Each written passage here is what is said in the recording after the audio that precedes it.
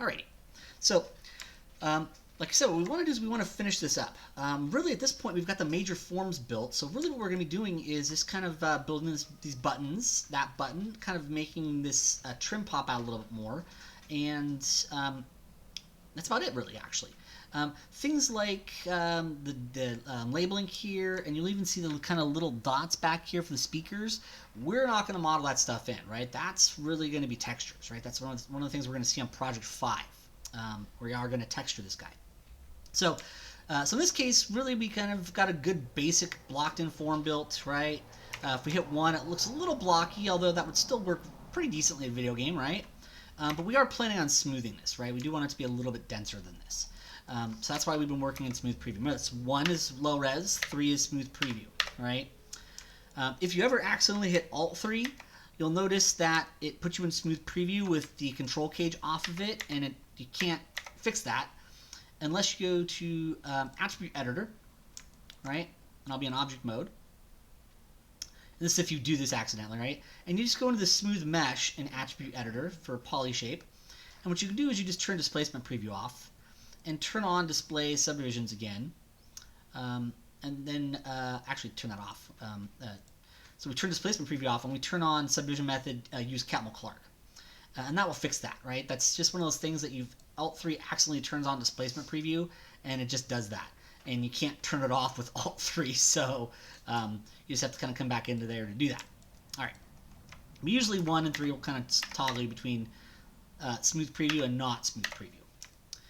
It's one of the things we've started working with more on our later models. All right.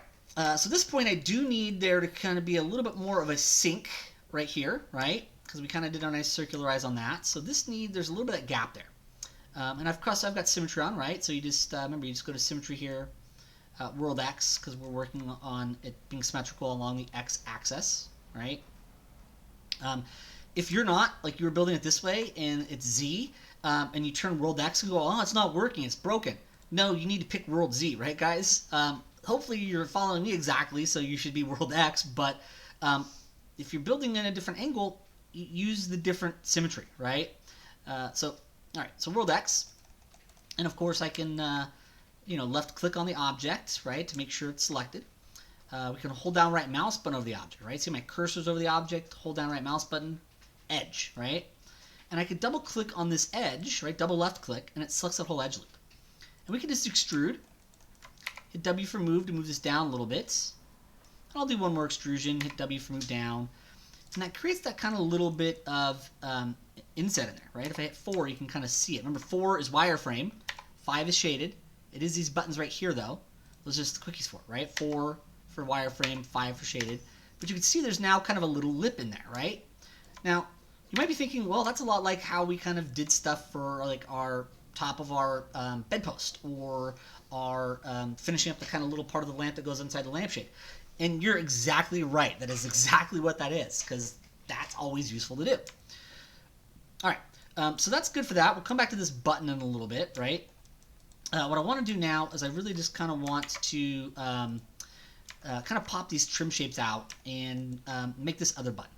Now this other button is going to be quite easy because it really is largely kind of a rounded rectangle. So I'm going to hold down right mouse button, and I'm going to go to face, right? Hold down right mouse button, face selection. And remember, if you hold down tab, right, drag select is on, right? And I can just hold down my left mouse button, right? If you hold tab, so one more time, if you hold down tab and then hold down left mouse button, right, you can just kind of move your cursor along, and whatever it touches, it selects. So that could be a great way to kind of just select kind of a couple of those with that button right there. And I feel like that's a pretty good size for it. And what we could do is we could easily extrude. Hit W for move, move this down. And if you ever get that, that's just my being cranky. Reselect those faces and then move them down, right? You don't need to undo the extrusion. It's just sometimes it gets cranky and it selects everything, or it doesn't select everything, but it moves everything. It's weird. It's a little bug. So we'll extrude again. W for move, move that down.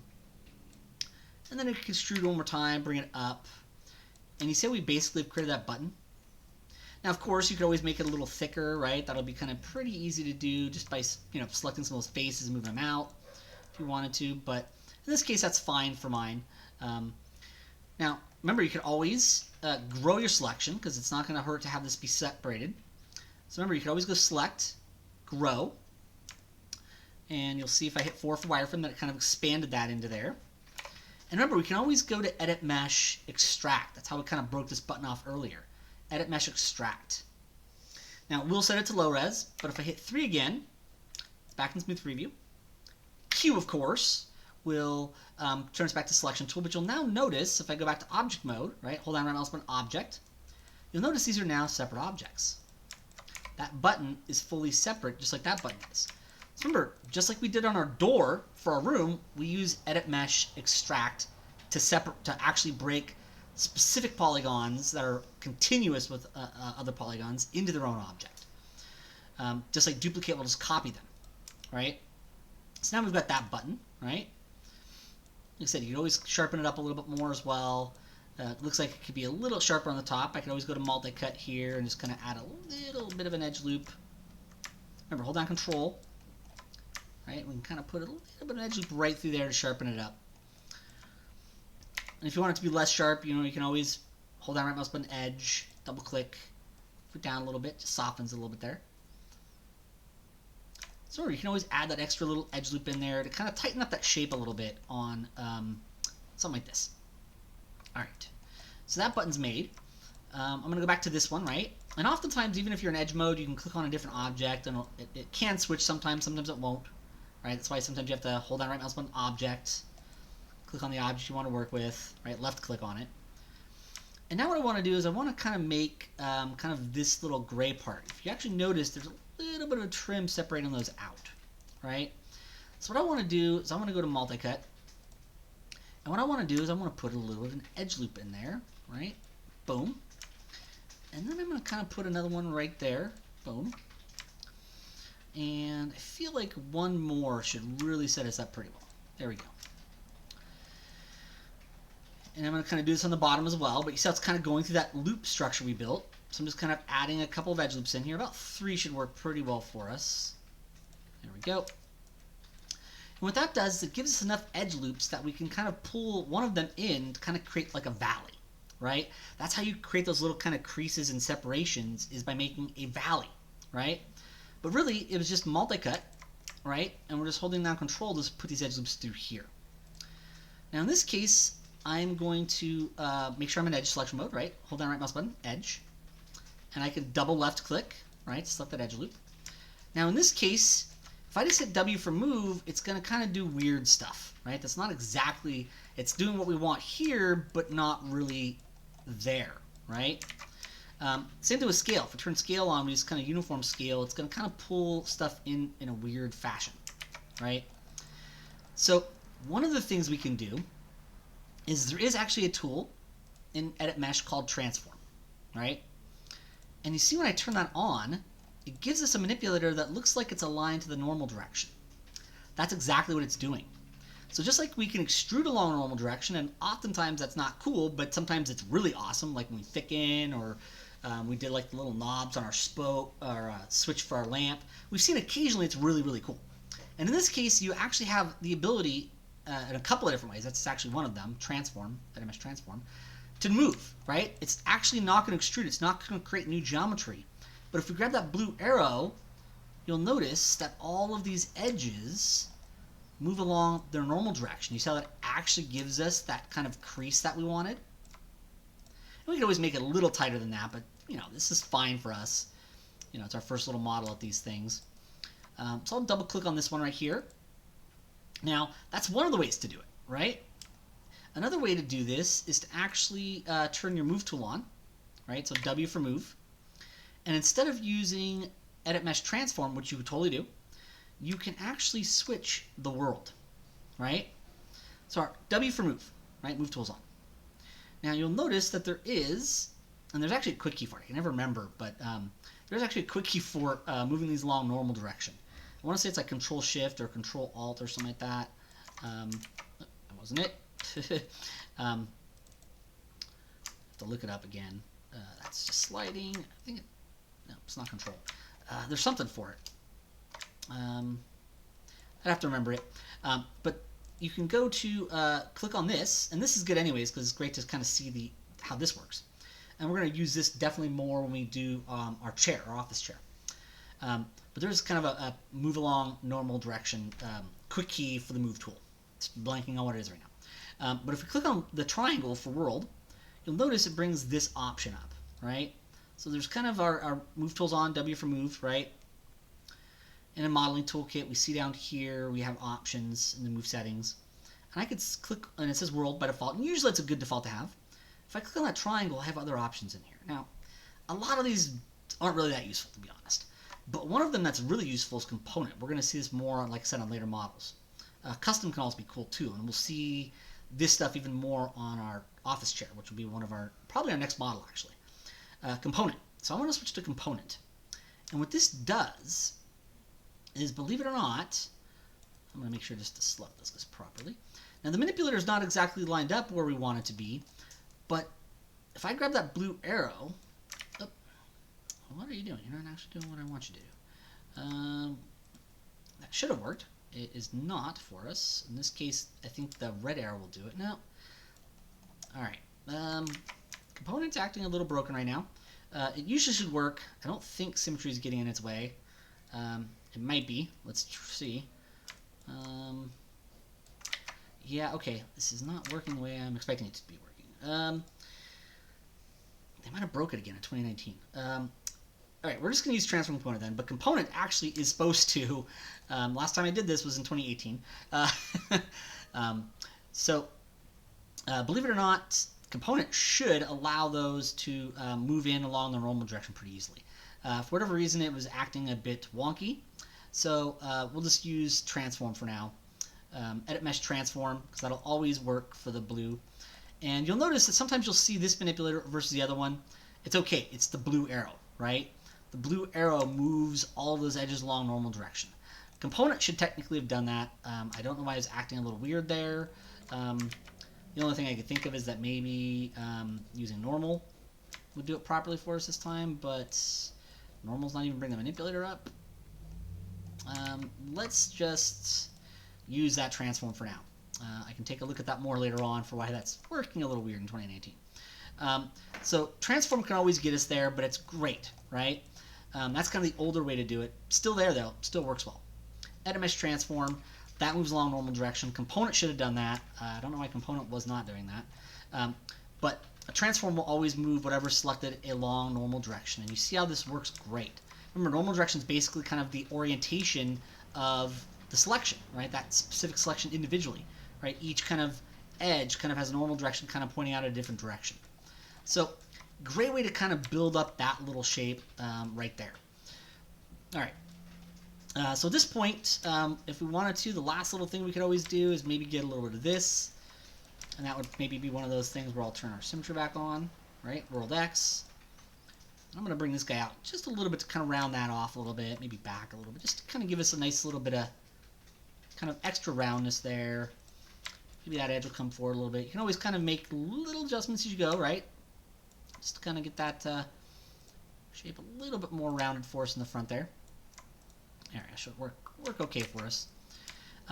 If you wanted to kind of get this little trim part, that's actually work better in face mode, right? So we can hold down right mouse button face, hold down tab for drag select, and we can kind of just, drag select those faces.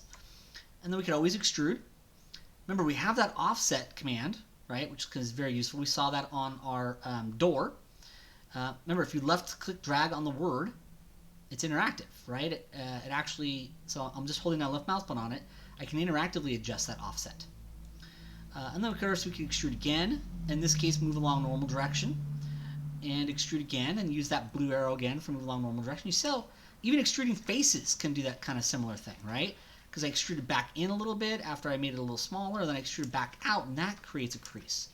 So not only can you add edge loops and then just use edit mesh transform and grab kind of the blue arrow, because that's always your normal direction, to kind of move those all in along their own direction to create those nice little trim parts. But it can even work with your extrude tool. And you see how we're kind of getting that nice little bit of kind of valleys, right? By moving those in and then back out, it creates a valley, right? and that creates that kind of crease form for us. So we're almost done here. What we need to do is just quickly kind of do the finish this button up, and then we're done. Now in this case, I'm not going to use symmetry on this one, so we'll turn symmetry off, right? Let's go here, symmetry off. I'm going to go to edge mode. I'm going to double click on this border edge here. Now in this case, I could always extrude it, but in this case I just think moving down, right? W for move it down a little bit. There we go. It's just kind of truly sealing out that hole there a little bit. And now what we need to do is we need to make these buttons, right? Now the center one's easy. So what I'm going to do is I'm going to go to hold down right mouse button, face mode. I'm going to hold down tab, right, for drag select. Remember, tab is your drag select. So you notice I'm kind of talking about a lot of stuff we've done before, right? None of this is really new. Yeah, we saw the connect stuff a little bit on these videos. We saw the transform tool. Component should have worked. I don't know why it's not working. I'll have to take a look at that. It might have just been acting weird in that particular situation. But that's what's great about having transform, edit mesh transform. It's kind of there if you need it. In this case, though, what we want to do is we want to kind of hold down tab, because that's our drag select, and we can just, it allows us to quickly select those faces, right? Otherwise you have to left click, left click, left click, left click, or really get a good view, little box select. But remember, tab for drag select can be a great fast way to select stuff, right? In this case I'm going to extrude, right? And I'm going to hit R for scale, scale it in. In this case, you notice how my symmetry is off? If symmetry is on, it'll make the scale tool do weird stuff, right? So if I actually turn this symmetry on and we do scaling, see how it makes it oval? So symmetry is awesome, but it's not appropriate for all modeling, particularly if it's something very kind of circular or cylindrical like this. Symmetry is actually usually going to be a jerk, right? Particularly if we're doing it for the whole shape, like scaling the whole shape, right? So just keep that in mind that symmetry can sometimes not work well for us. So we extruded and scaled in a little bit. We'll extrude kind of, actually I'm going to undo, scale it in a little bit more, because I want those buttons to be a little bigger. We'll extrude again, W for move it down a little bit. Extrude again, W for move down a little bit. Extrude again, remember Control E is the quick key for that. W for move, because I like the world move. And then we'll do one more extrusion, and we can scale that one a little bit. R for scale. So remember, W for move, R for scale. Alt left for rotate camera, Alt middle for move camera, Alt right mouse button for zoom. And you might notice that this was a lot like how we did stuff for our lamp and our bedpost, because it is, right? When you extrude faces or border edges and you move and scale them, it is going to allow you to extend and change the shape, right? Now in this case, I do want this button to be separate. So once again, select, grow, right? That's shift period, right? Shift period. But it is the select, grow selection. There is shrink, which would do the inverse. If I hit 4 for wireframe, right, you can kind of see that it's kind of extended down to there. 5 for shaded, right? 4 for wireframe, 5 for shaded. Button's right there, though. All right. And of course, edit mesh, extract again, right? We'll hit 3 just to put them back into smooth preview mode.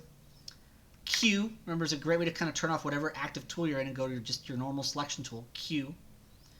And now those are separate objects, right? So we're getting some nice practice with extract now. We've already gotten to see duplicate a couple times on previous scenes and previous models, but now we're getting that nice practice with those. I actually kind of feel like those are a little high. I'm going to hit W for moving them down a little bit. There we go. All right. And now what we really need to do is, in this case, I'm going to get rid of most of these because it's going to be easier to make one button and then duplicate special. So this row is basically got all the structure we need for it, and we just need to kind of make one button and then duplicate special around. But since the proper number is there, it'll duplicate special really well. So we'll go to face selection, right? So object mode, select the object, hold down right mouse button, face, and I'm going to select a bunch of these faces, hit delete, and you can see there's a few extra here. Select those. Remember, left click drag, that box, right? That's what pick marquee is by default. And there we go. Now in this case, you'll notice I'm going to kind of go to object mode, and I'm going to turn isolate select on really quick, right? Remember, that's that guy right there. I click on it, it only shows what's selected. Now in this case, I'm going to maybe grab this edge and move back up a little bit so they're closer. And what I'm going to do is I'm going to select these two edges, and I'm going to bridge. I'm going to go do the same thing over here. Select these two edges, bridge, right? And then, of course, I can grab a single edge on that hole, mesh fill hole. And you notice how I'm repeating myself a lot on this project? It really is a handful of tools that we're just using tons, right? Now, at this point, I'm going to turn Isolate Select back off, and we've got a button. It does need to be a little bit sharper, though, right? So what we can do is we can go to Multi-Cut. And what I can do is I can hold down Control. Multi-Cut's on. I can hold down Control. And what I can do is I can put some extra edge loops in here, right, to give us that shape better. Now that does mean I'm going to have to do a little bit further shaping. So right, I can turn Multi-Cut off. Hold down right mouse button for face. I can select those two faces and those. Right, remember Tab will drag select those. W for move. I can move those in a little bit on the blue.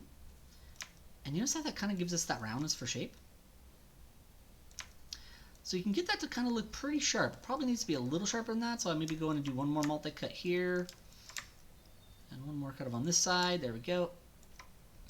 And if need be, we can always, grab a face and move it in, just to kind of make minor shape adjustments, right? But you notice how this is just a lot easier to do kind of on something like this, right? Just one button, right? It gives us kind of a nice, easy kind of way to adjust that shape if we want to.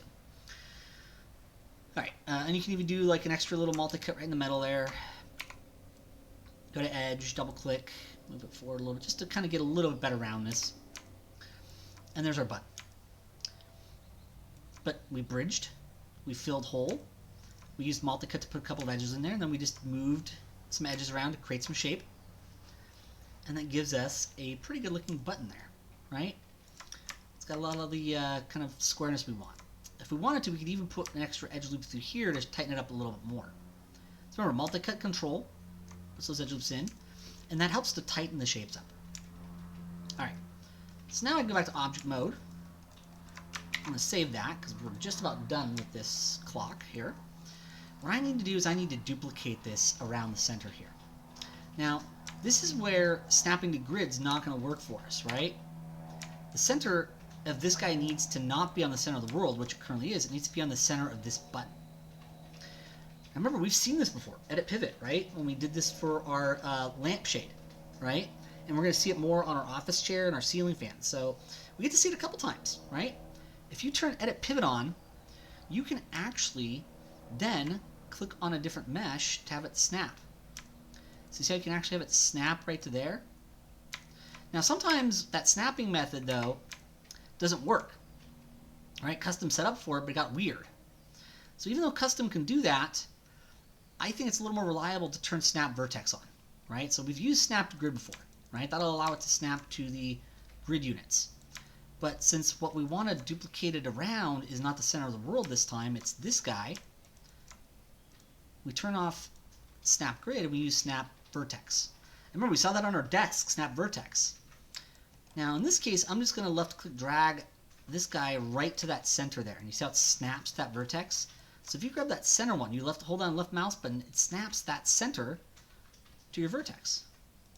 We can turn edit pivot off, and that's where the center of the object is now. In this case, I think I'm going to set it to world really quick, just so it's still snaps that center vertex, but it's normal orientation. So kind of neat, right? So remember, you can actually use snap to vertex, and you notice how it actually is the center of this object now. So remember, you can actually use edit pivot with snap vertex to actually line it up to here. And then we just, with this object selected, we have to remember we want a 10 total for this, right? So I'm going to go to edit, duplicate special options box. You'll remember we saw this on our lamp. We're going to see it again on our chair, our office chair, and our ceiling fan. Now in this case, I want a total of 10, so I want 9 copies this time, right? But also, I do want to rotate it, right, along the y-axis, which is the green, and that's always the middle row, right, x, y, z. But now we have to think of, well, what's 360 degrees, which is a full circle, divided by 10? Remember, we have 9 copies because we already have the first one. So 360 divided by 10 is 36. There's your buttons. Voila. duplicate special comes in really handy again, right? It's a lot easier to make one button really nice and then duplicate it around than not. But because we built it to have 10 polygons, they line up really well.